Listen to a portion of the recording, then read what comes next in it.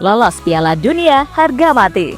Mungkin itulah yang digaungkan oleh pengamat dan fans Indonesia saat ini. Apalagi jika melihat peluang timnas Indonesia masih sangat besar untuk amankan satu tiket langsung alias merebut posisi kedua. Ditambah dengan rombakan besar-besaran yang dilakukan oleh PSSI dengan menunjuk Patrick Kluivert dan 2 asisten dari Belanda.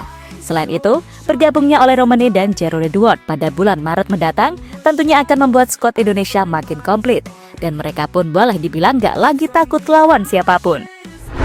Dan saat melihat realita yang ada, wajar sih kalau Indonesia sekarang banyak sekali mendapat atensi, termasuk dari para tokoh ternama sepak bola, yang mana dalam hal ini adalah pelatih-pelatih ternama yang memuji betul progres Indonesia di bawah kepengurusan Erick Thohir.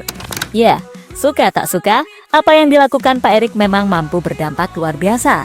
Itulah kenapa 5 pelatih ternama, yang bahkan beberapa diantaranya masuk sebagai jajaran pelatih kelas dunia, memberikan apresiasi dan pesan positif, karena sekarang timnas Indonesia dianggap harus sudah percaya diri ketika berhadapan dengan siapapun.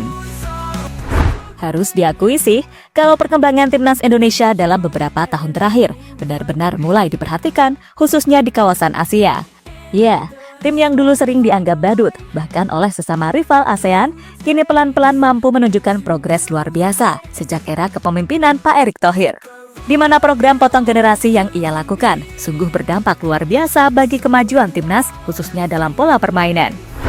Ditambah support PSSI untuk sebisa mungkin membuat kedalaman skuad tim ini jadi lebih balance, juga berdampak positif bagi perkembangan timnas secara umum. Maka nggak heran kalau sekarang banyak yang menganggap Indonesia ini sebagai tim Asia dengan vibes Eropa yang begitu kental. Apalagi baru-baru ini masuknya 3 pelatih asal Belanda, yakni Patrick Kluivert, Alex Pastoor, dan juga Danny Lanzat, membuat timnas Indonesia makin kental dengan vibes Eropanya.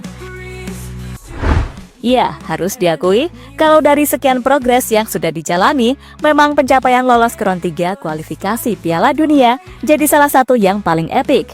Dan meski tergabung di grup neraka, faktanya malah Indonesia yang seolah jadi sorotan utama oleh media-media ternama luar negeri. Terlebih keberhasilan tim Garuda meladeni 2 tim langganan Piala Dunia, Arab Saudi dan Australia, membuat citra Indonesia semakin naik. Bahkan tak hanya itu saja, timnas Indonesia yang sebelumnya dianggap sebagai tim pelengkap dan akan menjadi samsak tim-tim elit Asia, justru malah menjadi tim yang cukup diwaspadai. Bahkan kini, Indonesia berada di peringkat ketiga dengan catatan 6 poin dari 6 match yang telah dimainkan.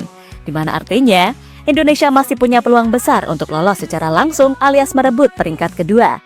Apalagi selisih poin dari peringkat 2 saat ini hanya 1 poin saja. Dan laga versus Australia pada 20 Maret menjadi laga hidup dan mati bagi Indonesia. Maka dari itu, Pak Erick akan memaksimalkan dengan mendatangkan pelatih asal Belanda dan juga pemain-pemain baru grade A macam Ole Romani dan juga Jero Edouard. Sementara itu, yang menjadi konsen di sini adalah soal cara bermain Indonesia yang sudah mengikuti sepak bola modern.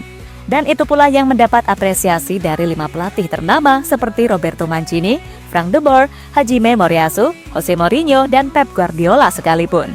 Yang mana pada intinya, mereka sepakat kalau perkembangan timnas Indonesia ini arahnya sudah sangat positif.